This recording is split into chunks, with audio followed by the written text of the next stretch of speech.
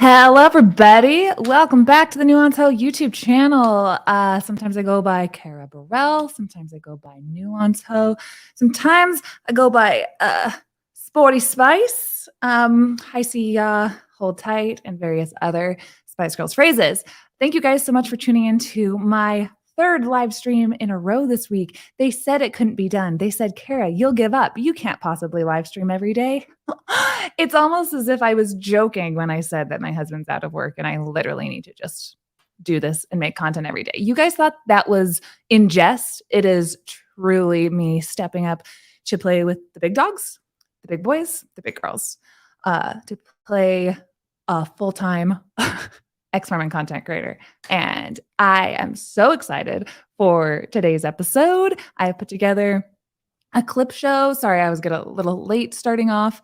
I literally am still uploading a clip, a never before seen clip, a behind the scenes that was edited out that I still have access to.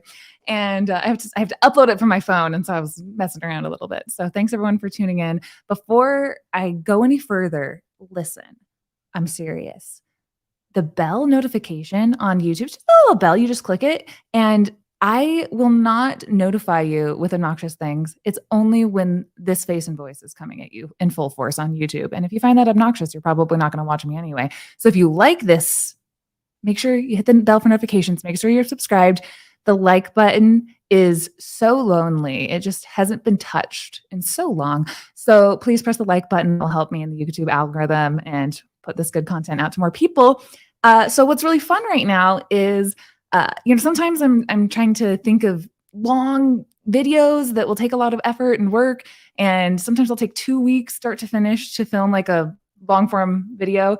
And I have a lot of research and Mormon stuff, books I have to read to go through it. But there's no topic that I know better than Mormonism, but also like Mormon stories.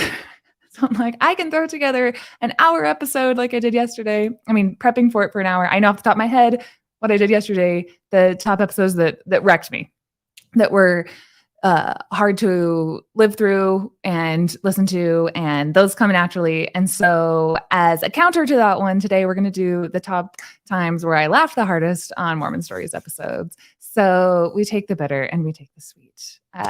And let me do a quick shout out to John is a sweetie. He's giving me his blessing. Yeah, I also asked him permission. I'm trying this new thing called Boundaries, where I ask permission before I share things. He said I could share a story of what his dad said about me when I get to a certain clip throughout this live stream.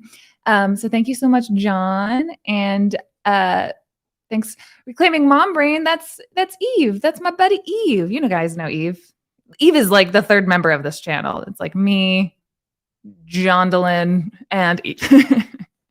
Thank you guys. All right, so let's get into it. My first clip of the hardest that I've laughed during my Mormon Stories interviews. I was the co-host there, producer from like April 2021 to March 2022.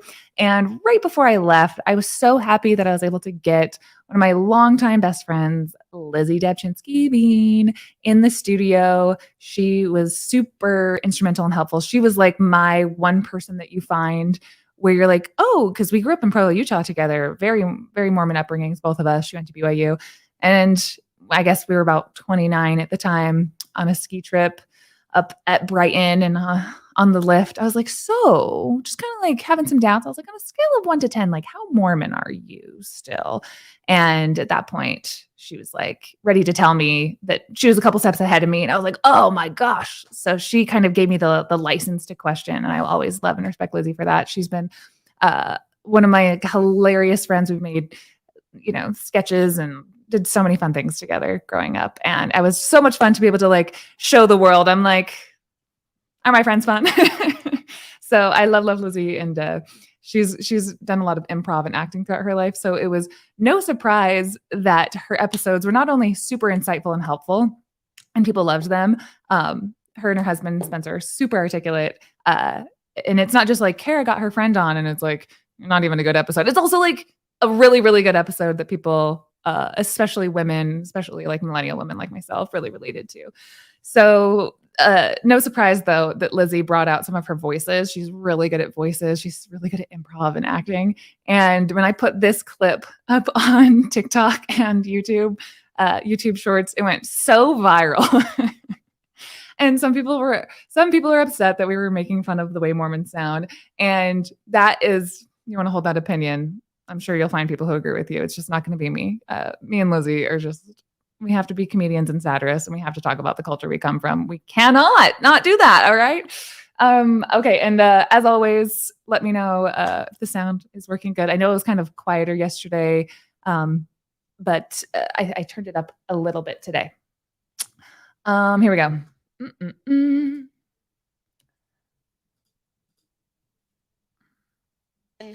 If you put on General Conference and you have a female speaker, either in the General Young Women's Relief Society or Primary Presidency, it is a very delicate, soft-spoken, very precious voice. And it would be this.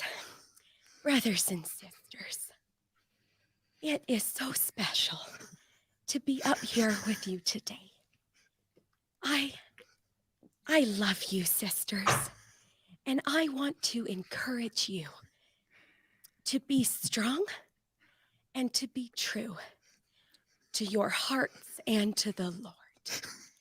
I'm flashed back to conference. Like I don't talk like that. Cool. I don't talk like that. I don't talk like that when I pray. I don't talk like that in real life. Part of that East nobody Coast wants to hear. mentality. Yeah, I was gonna say nobody wants to hear this over the pulpit, apparently.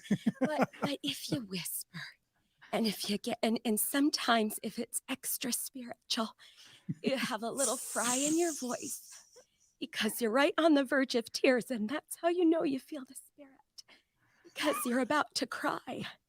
And if you're about to cry, you're very righteous. And what's interesting is that a TikTok clip, Kara? Just checking. Oh gosh, I'm sorry, everyone who talks like that. No, but what's interesting is, and you'll notice. Yeah. I'm like, yes, I can see the virality right now. I love using the word when you hear something virality. First of all, it's hard to say. Second of all, that Mormon voice is so sweet, so tender, so true. And you guys know that I do like my Mormon voice that I pulled out for the first time in that 60 Minutes clip, which if I check TikTok right now, that video has probably 1.2 million views on TikTok alone. Your old girl's doing all right, which is fun because I wasn't on the app for like a month. I wasn't really posting anything. And so it's like the old algorithm treated me all right that day. And I've been doing voices with my sister and with Lizzie since we were 12 years old. I mean, I'm doing voices with my sister since I was a little kid. I have like 20 different voices I do. And so it's just fun pulling those out every once in a while. Brad, everybody loves Brad. Poor people love Brad. And I'm not making fun of anyone. It's literally a voice I have been, it's part of me. I don't know how to describe it. Talking from our culture. And if you're really spiritual, poor people love Brad. If I did an entire podcast talking like this in character, would anyone still be around after 5 seconds? Or would they all click off? I just don't know. Okay, enough of that. Next one, we're going to be moving through this slightly fast.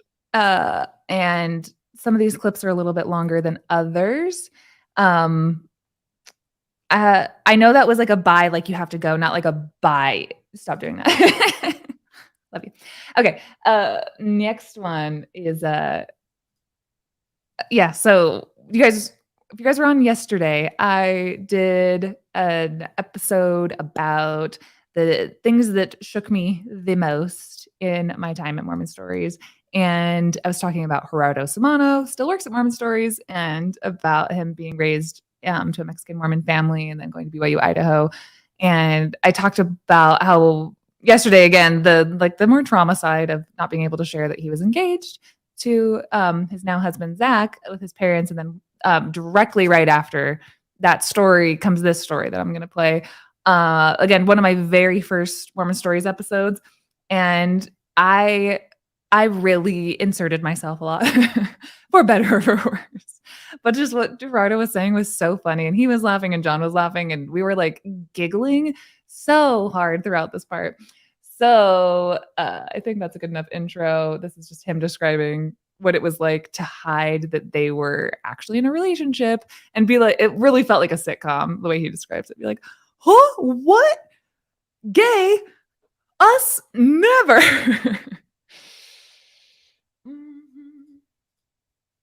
Into that apartment complex, because each apartment complex, and by sections we have different bishops, right? So I think it was a couple weeks before we moved into the new apartment. We were called by our bishop that the bishop wanted to see us Together?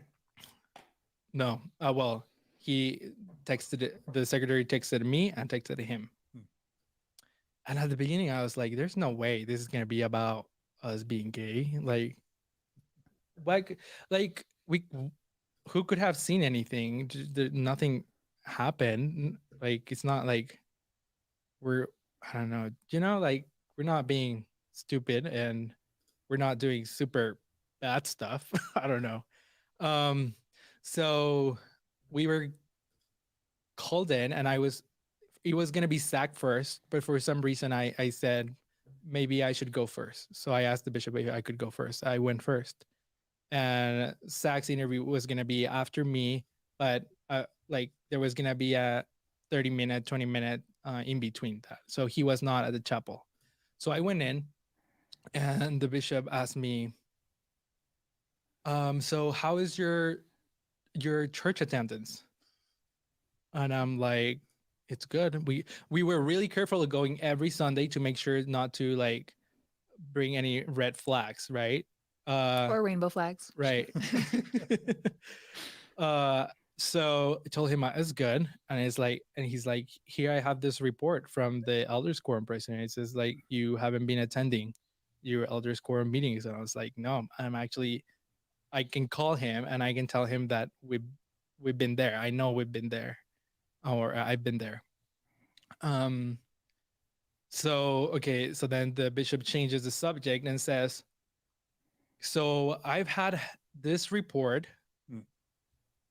And he's like, and please forgive me, this is completely like wrong, but I just have to ask you because it came to me and I have to ask. So I'm really sorry that I have to ask this, but I had this report of a girl from another state here at BYU, Idaho, talked to her stake president, and the stake president called our stake president, and the stake president called me, that you and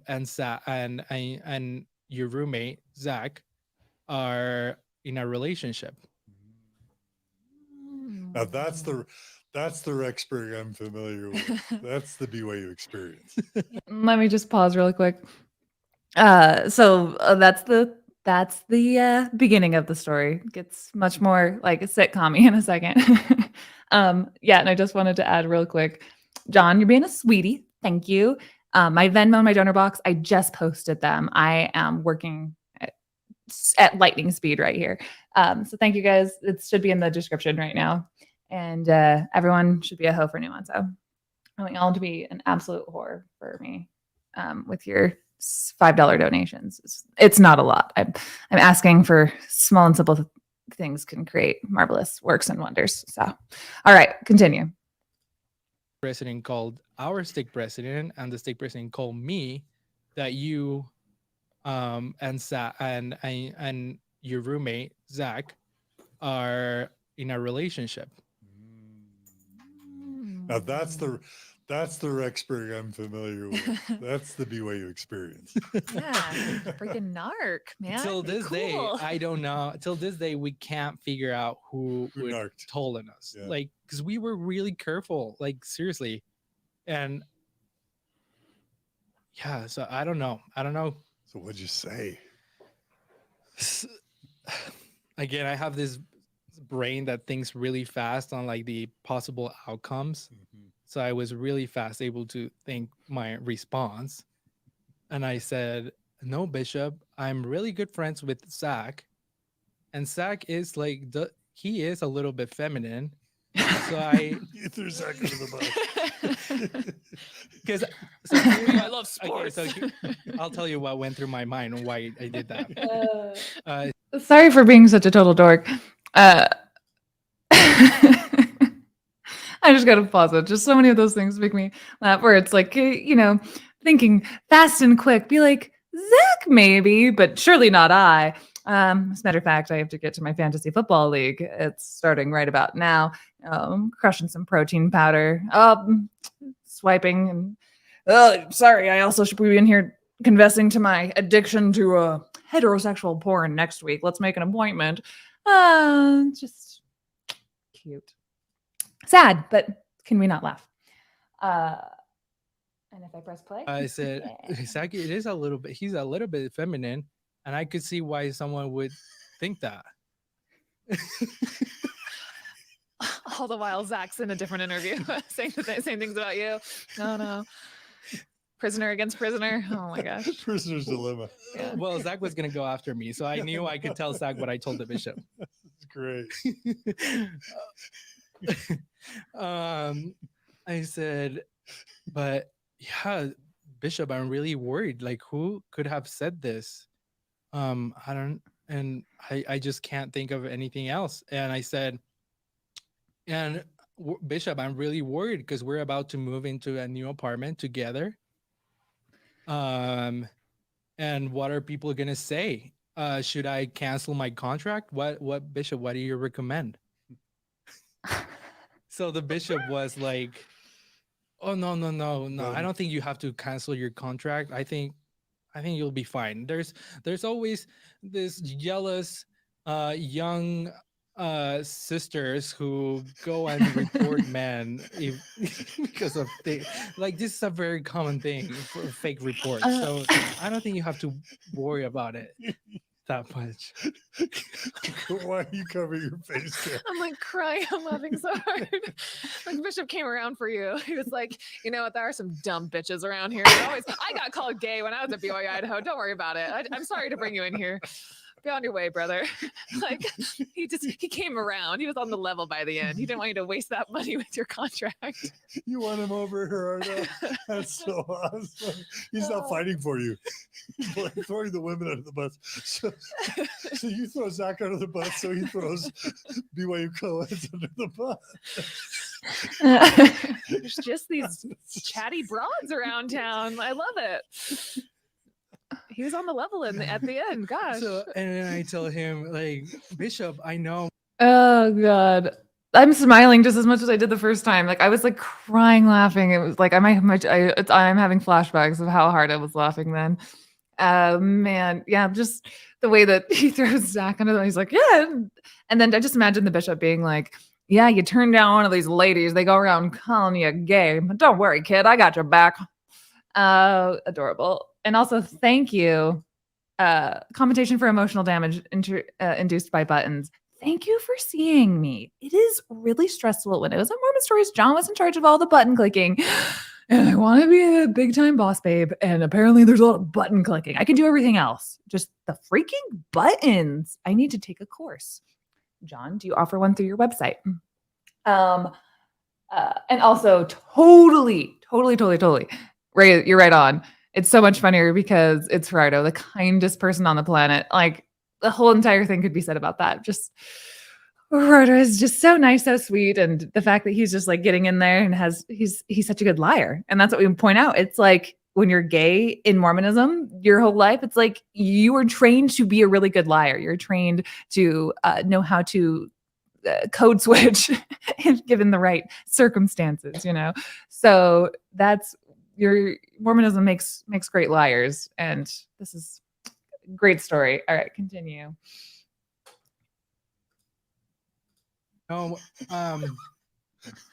And I'm gonna make sure to talk to the Elders Quorum president and clarify this thing because I always come on Sundays. I love coming up to Elders Quorum.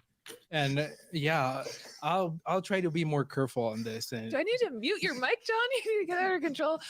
We're trying to move on with the story, but I just can't get over this. Stories. That like so much trauma around the gay Mormon experience. Finally, we get like a funny story. We're like, you're a smart man, Hardo. All of this lying to bishops has come in handy. Mexican mob, gay Mormon Mexican mobster. Literally, The Godfather is Gerardo. stone cold sober, able to just lie through any interview. Because I was thinking, like, what proof do they have? Like, do they have a picture? There's no way they have a picture or a video.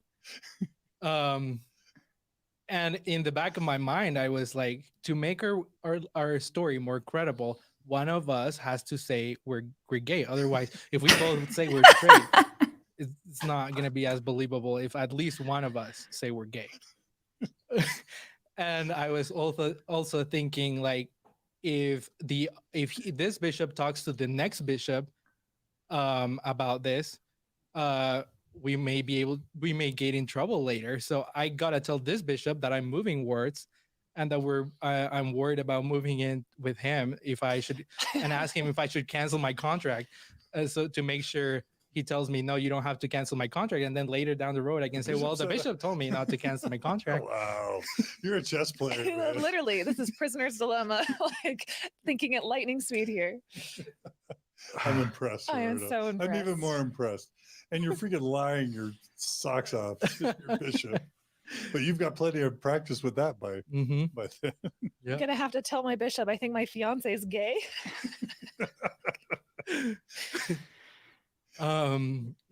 So then I get out and I call Zach on the phone, like, super fast. And I'm like, okay, Zach, here's what happened. The bishop told me this, and I told him you are feminist, so you will have to go and tell him that you're gay. You'll have to tell him. You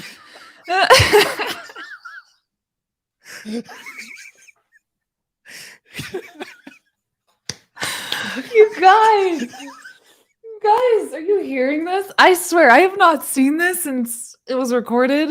I don't know, a year and a half ago now. And I'm literally laughing as this art as of the first time I saw it. Like, this is just gold. And it just feels like such a breath of fresh air. Just like a good, funny story out of the trauma. Goodness. Oh, man.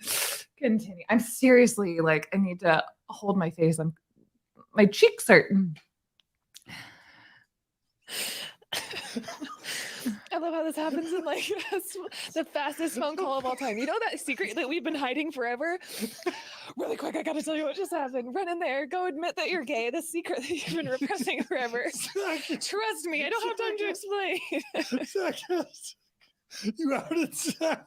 Well, the thing is, Not you. so here's the other thing that I thought. Zach is already out with his bishop in Idaho Falls. So if those bishops ever talk, like, Zach can't say I'm straight because he has been in probation for being gay. So I told him, you gotta tell the bishop that you're gay and just cry or give an act and say, I really want to change and I've been through probation. And Zach, Gerardo, and I were just really good friends, and that's it. Please let me live with my friend Gerardo. Not fiance, just let me live with my friend Gerardo. What did Zach say? Yeah, I'm Zach dying to know. okay, that sounds like a good plan. Ask him pretty much the same thing, and I think he said he cried a little and told him, yeah, Bishop, I'm gay. And I've struggled with this same-sex unwanted same-sex attraction, but I'm working through it. Gerardo's really helping. That's when those gay cuddling parties came in. He's like, I learned this technique called a gay cuddling party. I'm gonna try it out with my roommate. Maybe I won't. Me. Yeah. So that's a reference, real quick. Not to toot my own horn here, so sorry, but most of these things I know because when they were happening, I made a mental note to make that into a TikTok for Mormon Stories because that was one of my jobs. And so I just have like this catalog in my brain of what the most popular TikToks that I ever made for Mormon Stories were. And one of them is Kyle, help me out with his last name, who runs Ladder Gay Stories podcast, that was called.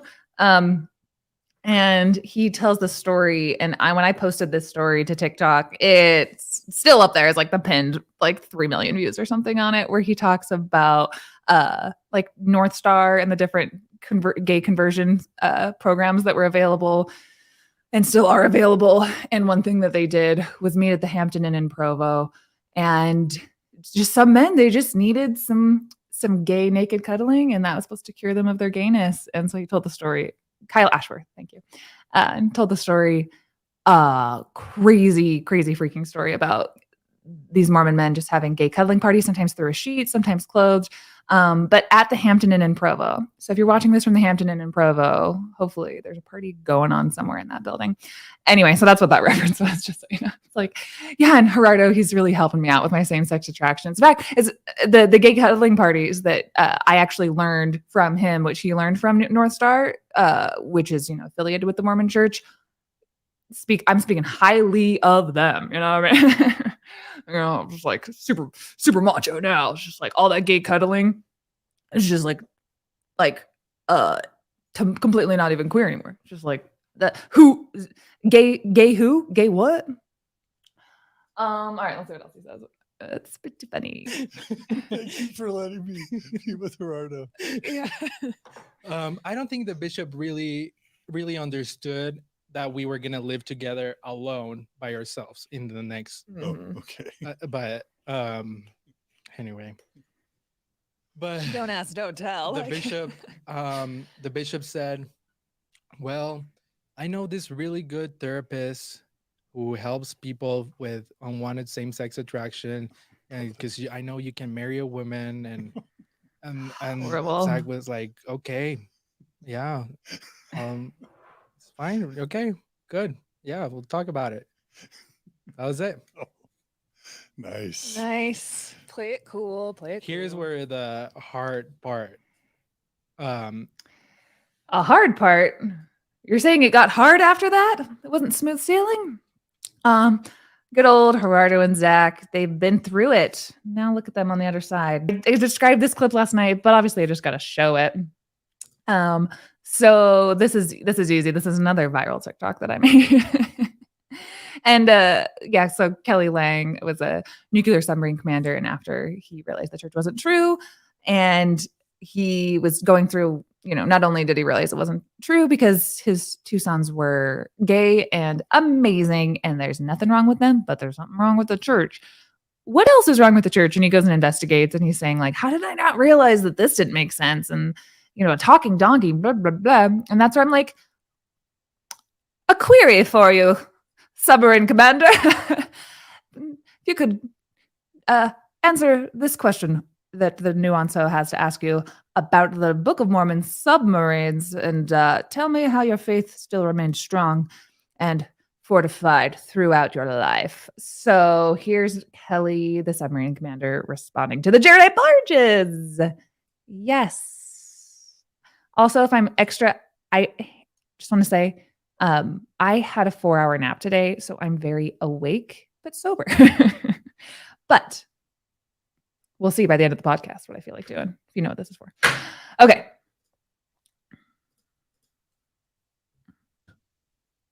Is the island, the Comora Island, and Moroni the capital. And it just makes me mad because I sat there and I went, I'm a dumb, you know what? I felt like the sucker, those old Disney cartoons where the donkey, you're like, I'm a jackass. How did I believe this?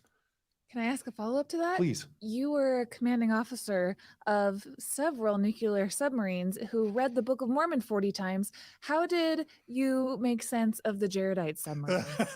That's a great question. Tell us, give us 2 minutes on this, on the barges, tight as a dish. Kara. Could. I mean, I love you. Oh, yes. If we're going to talk dumb things, the Mormon Islands, that would go over my head. There's this big I believe button. I'm going to push this I believe, because it's complete and total bullshit. Because you think about it, like the Jaredite barges, give us submarine 101. These 2 bowls that are tight as shit, that you have a hole in the top and the hole in the bottom, and you can have like a corkscrew. You have all these animals, and you're getting tossed and turns in the waves, and people are saying, "Wife, do you think about all the shit from those animals that's getting tossed around and back and forth?" And I But could they be completely- submerged? Yep. and Without submerged. metal, right? Without metal. They left the Tower of Babel Yes.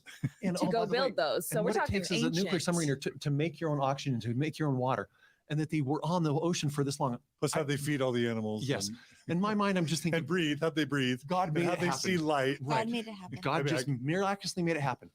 But then, and then as I'm continuing to read on and I get into deeper study about Noah, I'm like, oh, duh. Oh, right.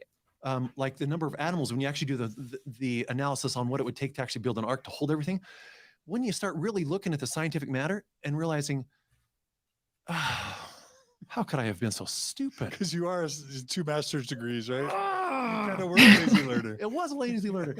And that's when I got into the anger stages, John. I really did. And I'll save that for later. But the big breaking point for me. I think that'll do. So what about the Book of Abraham? It's still true, right? No, it's not. It's another one of those untrue things. Also, humongous shout out to my Lord and Savior, Outer Dankness, who not only has the best name of a pun of, if I could have, to be honest, I'm a little bit jealous that I didn't think of that name. If Nuanso was not already who I am from my spirit, and Outer Dankness was available, I would have stolen that because that's like the funniest ex-Mormon name. I'm just like kind of jealous that you thought of it. And overall, you run like an amazing meme page. And all I can do is just be your online friend and keep inviting you to parties whenever you are available, and make sure everyone goes on Instagram and follows Outer Dankness because you're so funny. And Outer Dankness said, I loved the Langs. Such an amazing fam. I basically bore my testimony about them yesterday in the live stream. So if you haven't watched that, you can watch the one yesterday where I talk extensively about their integrity, honesty, and commitment to their children and the truth. And I love them so much.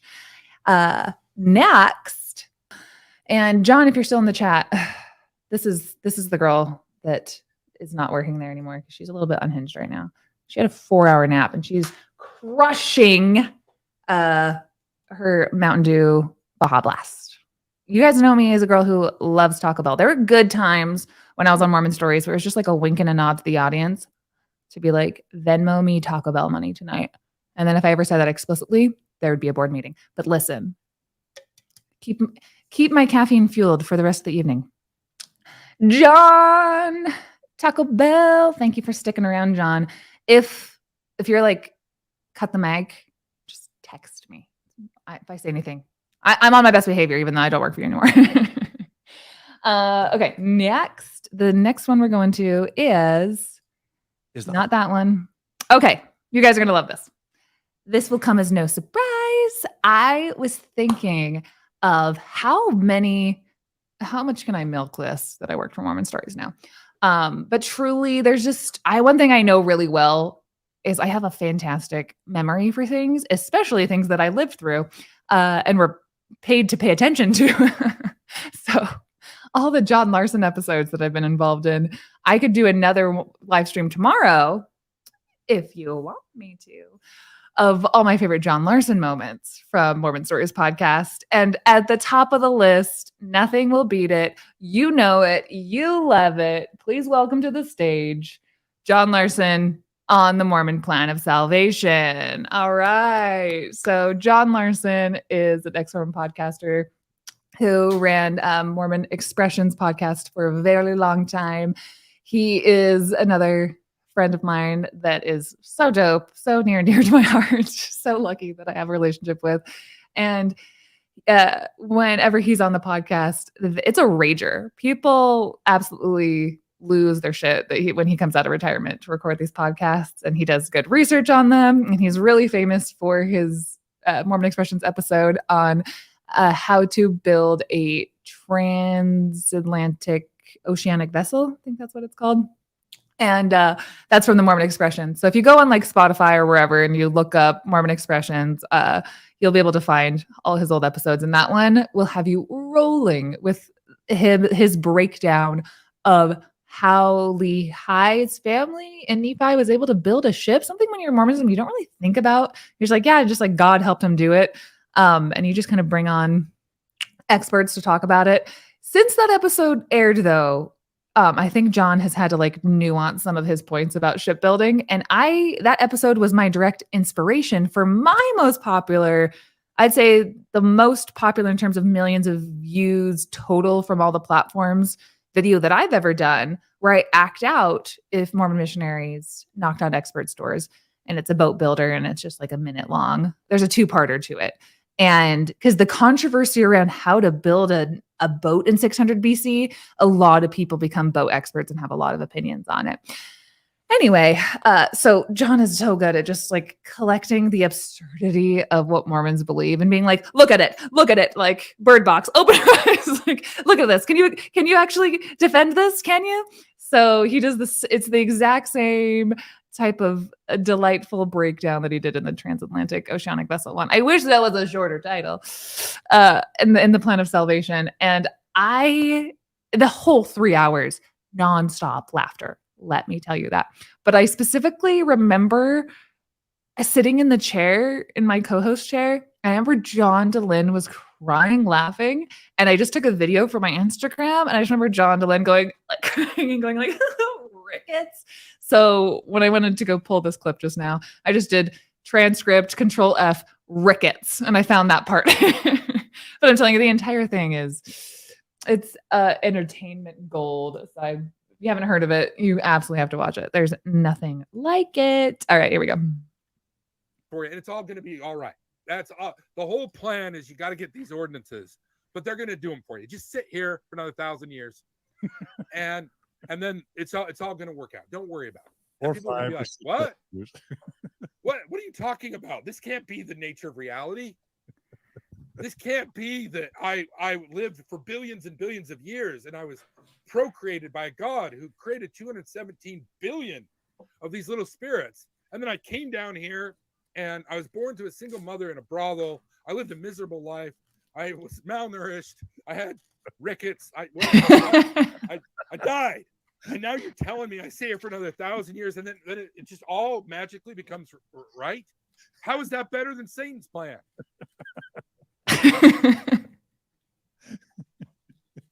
Okay.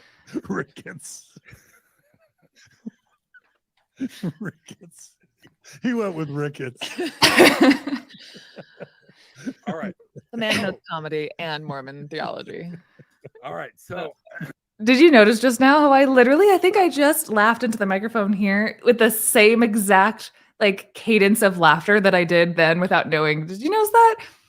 I was twinsies with my former self. I am consistent if I'm anything. You know me. I can keep playing that clip for another second. He went with rickets.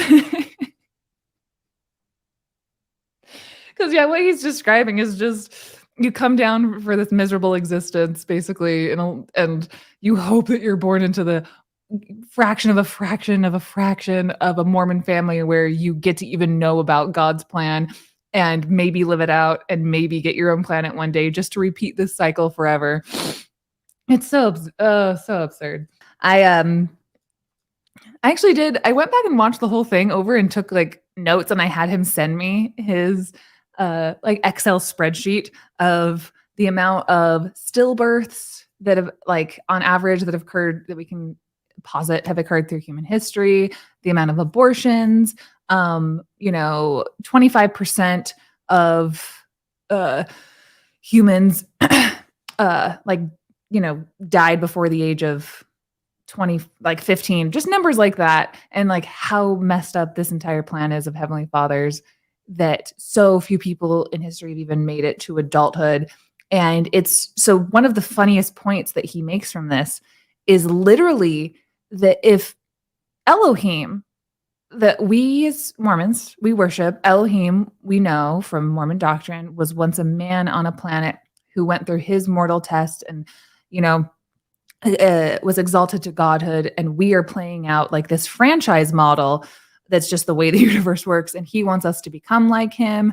And then as, paired up husband and wives, when we reach the top tier of heaven, we of the three kingdoms, the top tier of that kingdom is exaltation, meaning godhood.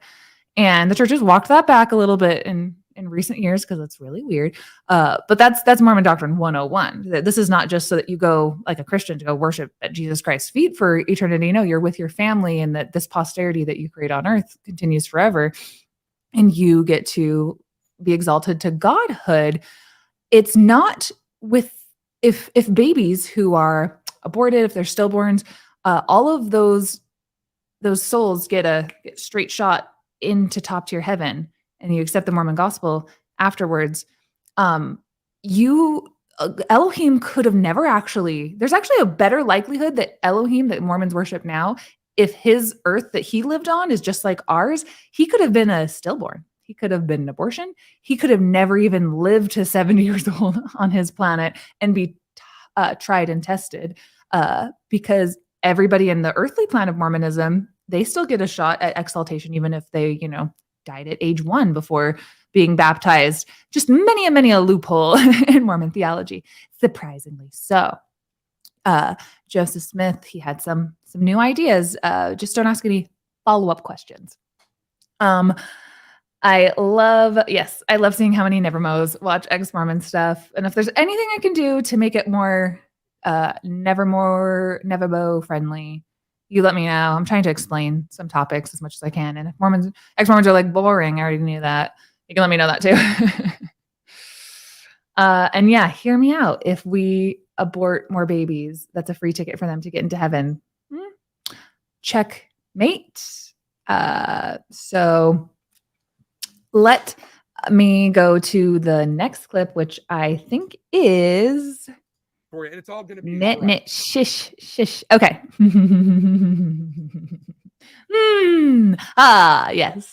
Yes. This is the day where Cara Burrell came to rue the day that John Dehlin ever hired her to Mormon Stories. Where she took the driver's seat. She said, "John, we've been playing footsies, playing nice with all these Mormon apologists for too long. Jacob Hess, who has literally 50 people subscribed to his YouTube channel, he's trying to call us liars. He's trying to call us satanic people who want to bring everyone down to hell to be miserable like unto Lucifer himself. And I won't stand for it, John. We worked too hard. We worked too dang hard for this. We're going to do a response to him, not because we're afraid of him, but because we can own him. And we can make some good old content that'll please the people and explain ourselves and what our mission here is at Mormon Stories." And John said, "Are you going to be well behaved?" And I said, "Fuck no." So I love this is, in terms of just 4 hours of joy, I present to you the response that John and I did to Jacob Hess, who's, no offense, Jacob, you're nobody. He's just a guy with a YouTube channel and a nice mic. And he was trying to call us out as like the biggest church lie is what he called it. The decades of Mormon apologists, Hugh Nibley, where they can't defend the church's truth claims, they can't defend the church's history or the harm it's causing, so they attack us. They attack the whistleblowers. You're just being cynical about something that is clearly harmful. It's ad hominem poisoning the well, and that's what it is. Against what? The monstrosity these people used to reverence as the restored church of God on the earth. I didn't have informed consent. Can you see how this narrative, like all accusing narratives, has a ready answer for the very misery it invokes? In this way, these accusers channel another ancient spirit that persuaded millions to believe, quote, that they were wronged in the wilderness by their brethren, and they were also wronged while crossing the sea. And again, that they were wronged while in the land of their first inheritance. Wronged. Is that what you believe? I mean, there again, he's basically comparing us to Laman and Lemuel by choosing those quotes in the Book of Mormon. He's basically trying to say, Cara Burrell, John Dehlin, Jeremy Runnels, RFM, Bill Reel, Lindsay Hitson Park, they're Korihor, they're Nehor, they're Laman and Lemuel. It really is ad hominem. Mm-hmm. No? Yeah. Do you feel evil? No, I don't. I feel like an angel, which is what the comment section also tells me I am, because I am being so nice and withholding any negative things. I just am like, Jacob, let's let's like share a bowl or all right. I feel so much love for you, Jacob. I have nothing bad to say. Nothing. It's also kind of ironic. When you're live streaming and you're like taking risks. You're like, can I say, Jacob, let's just quit all this feuding and the fuss and just like smoke a bowl together or whatever. Am I allowed to smoke marijuana on a live stream? Somebody research that and let me know right now. I know, right? Snooze fest. It's not only things I've heard before, it is paint drying in vocal format. And that's the meanest thing I'll ever say. As I said, got nothing mean to say. It's just high quality content, good lighting, obviously slam dunk points against your old Nuanceau and Jondelin. It's just the presentation is lacking. I'll say that much. Yeah. So I'm sure I could keep playing that forever. I should at least, if I put you through that, I should see what me and John had to say in response to that. Oh yeah, this is the part that I did want to say, because he's making fun of community after a faith crisis. So I think this is the other part that I wanted to play. He's basically trying to say, Cara Burrell, John DeLynn, Jeremy Runnels, okay, I already played that. Hold on. Lindsay, it's right here. He really thinks a lot of us. Yeah, this Friday hour, I feel is just like. Oh wait, I gotta find it. In ushering people towards a new this part I like. community and life. Right after these people embrace a message that enrages.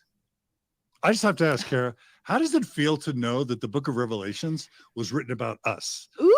Isn't that kind of cool that like the Bible, Revelations, John and Cara's foresaw the variety John hour. and Cara The show? heat just got turned up. The flames are coming. Asteroids hitting. No, us, seriously, that's like, pretty cool. Yeah, this. Like he really thinks a lot of us. Yeah, this Friday hour, I feel is just like the production quality as we just like get hit in the face with like chariots and horses. When John the pummeling Revelator us. was seeing like flying scorpions and angels of death, he saw Cara Burrell's face and her TikToks kind of bouncing across the horizon. Yeah. Yeah, that was a great point, John. I didn't think you were going to go there. That is really funny, but I thought you were going to go with like he said community with so much disdain on it. Yeah. Like, can you believe that when people reject let's see, like Scientology, that they go to like retreats where they talk about the ways they were lied to in Scientology. And they find support for each other and help Make each a other through a hard community. time. Listen, hey, I'm going to get the sass out right now, John. You okay with this?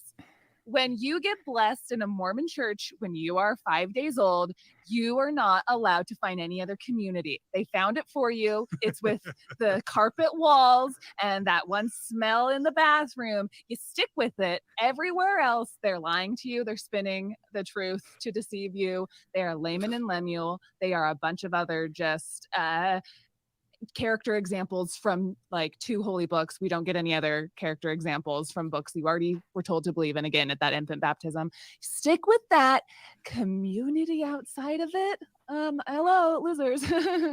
So and sass rant. I love it. Bring on the sass, Cara. Yeah, she pulled out a can of whoop sass.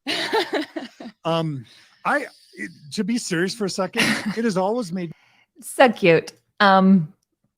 So the rapport of me and John DeLynn, when we're good, we're great. We have a good time. And also, do you guys want to know a little secret? Do you guys want to know something kind of cute? You guys want me to tell you a story? So John called me the other night. He's been helping me a lot with some projects that I'm doing. He's just, my old Stanley, good friend. And he told me that his Mormon father, Elder DeLynn, called him and said, I got permission, by the way, John. I asked him if I could tell the story, and he said I could. And said that he was watching Mormon Stories. And he's like, Cara Burrell. He's like, do we like her? He's like, is she a good one? Is she still a friend of yours, kind of thing? And he's like, yeah.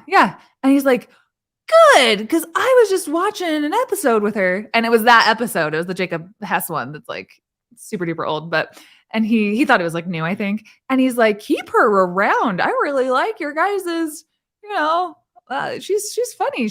And then he said, did she go to college? And John's like, no. Oh, like tickles me so much. UVU dropout. I did not go to college. Couldn't stand it. Couldn't be done by me. But I did find my niche in talking about my life experiences, and mostly I literally didn't go. I couldn't have gone to college. I'm not made for college. I cannot believe people actually do that. My brain explodes when I think of trying to go to college. I took 2 classes and I failed one of them, and I said, never again. I will just work and be a nanny forever. And then I had kids, and then I made a TikTok. And then John said, I like your TikTok, kid. Come on in here. And then there I was. I'm sitting in Mormon Stories. But if you remember back at the beginning of this live stream, I have really good friends. I was raised by really good leaders. I had really, really good, intelligent friends. So I was raised in a hot furnace of talented people who I had to keep up with. That's about where my talent comes from. If there is any at all, that's still up for a debate. I haven't got a super chat in a while, so maybe it's run out. I don't know. Anyway, I thought that was really cute. His dad said that. And especially when it's like John DeLynne's own Mormon dad is like, she's a keeper. She's got talent, kid. So I have a special like silly little behind the scenes. It might not entertain anyone, but it entertains me and it makes me feel really happy.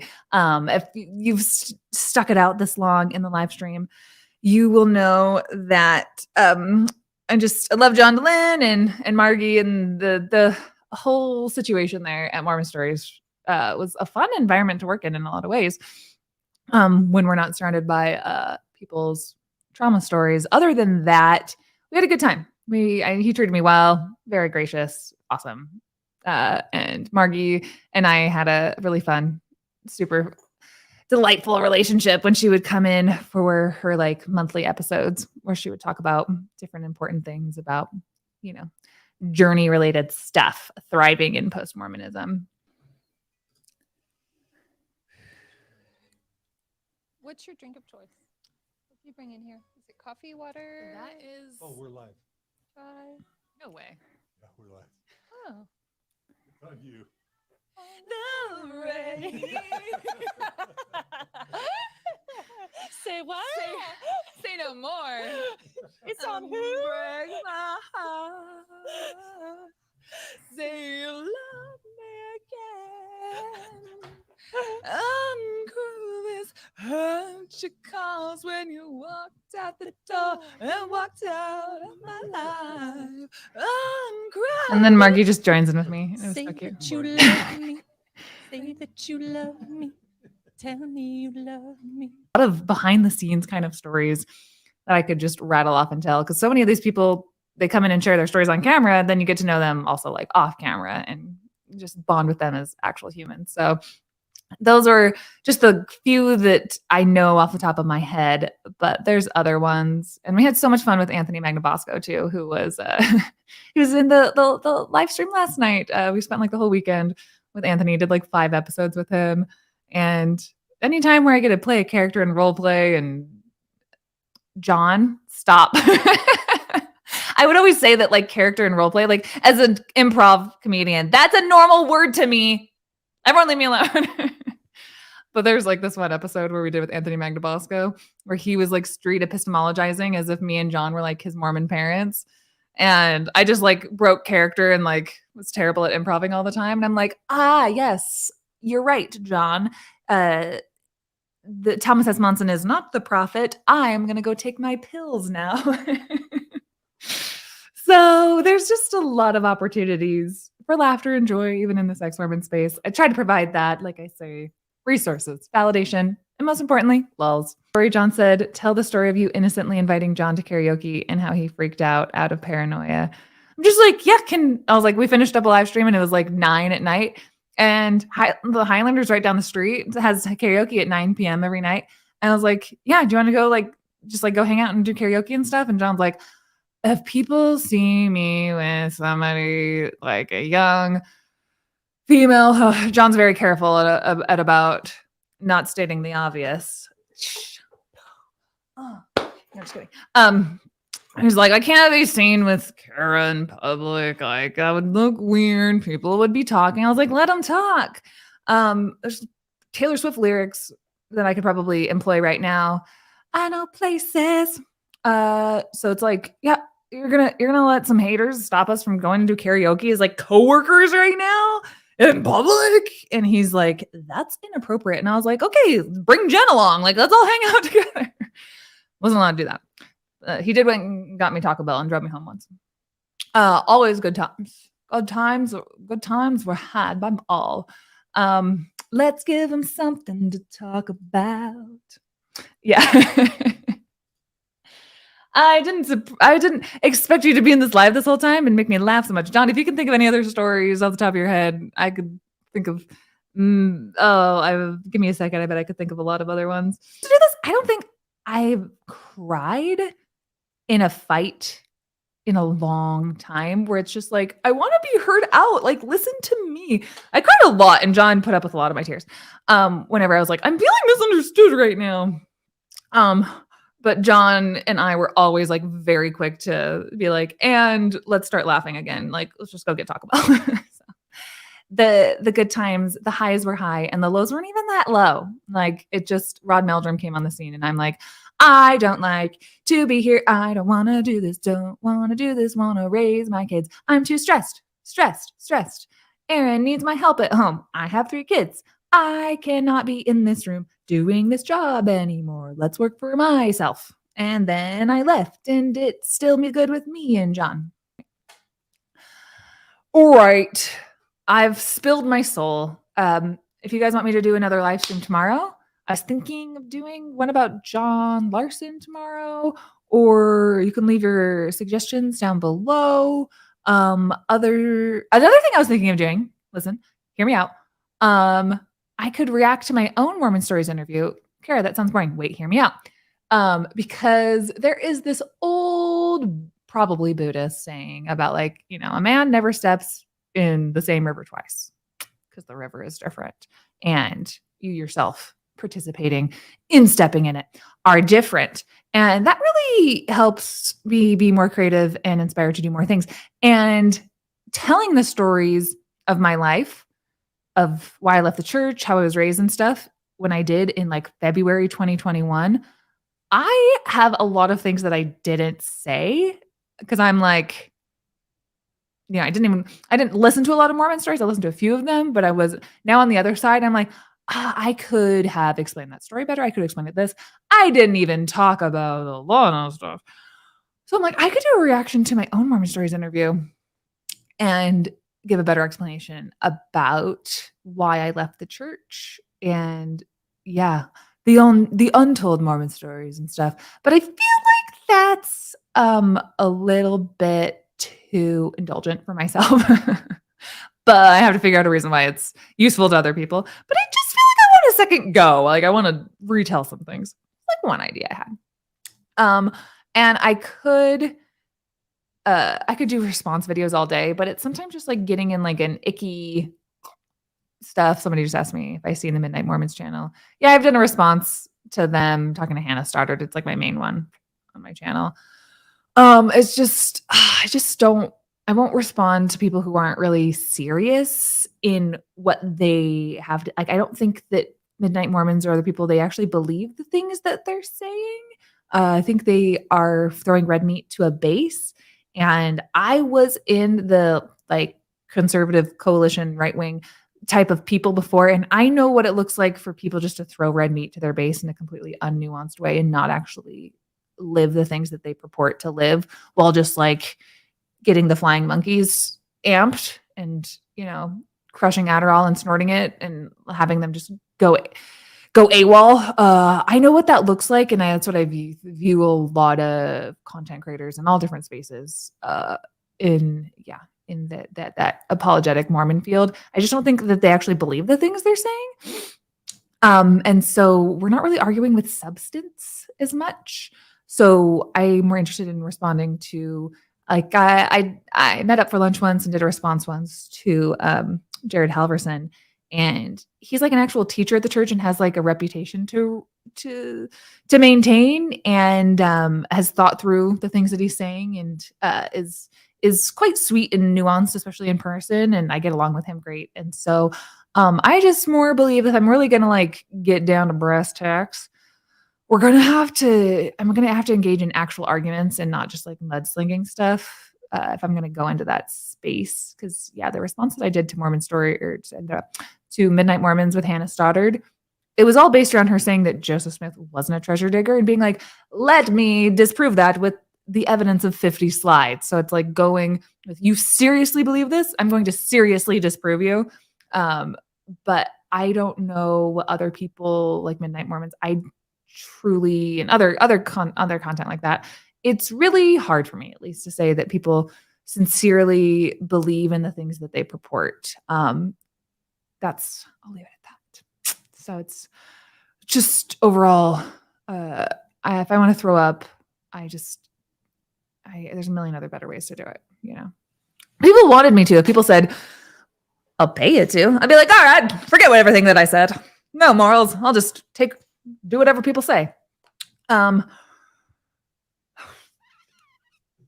right. I am looking at comments right now, and I'm going to go put my babies to bed.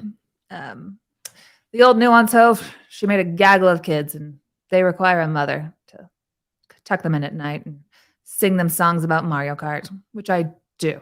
I make up songs about Mario Kart, and it's really adorable. And my 3-year-old loves. You want to go to bed? No. What if I tell you a Mario Kart story and Mario story, and I read you a book about Mario, and I tell you Mario, and he goes, okie dokie. We have a pretty cute relationship. It's pretty adorable. So I got to go do that. Got to go do mom stuff.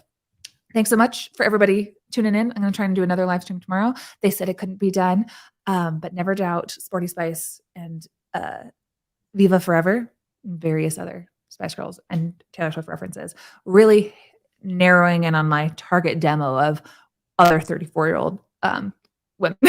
So, all right. Again, those links are down below to the places that you can donate to this channel. If there's something that you want to see, especially in live stream format where I only prep for an hour or two, something easy, you know what I mean? All right, hit me up.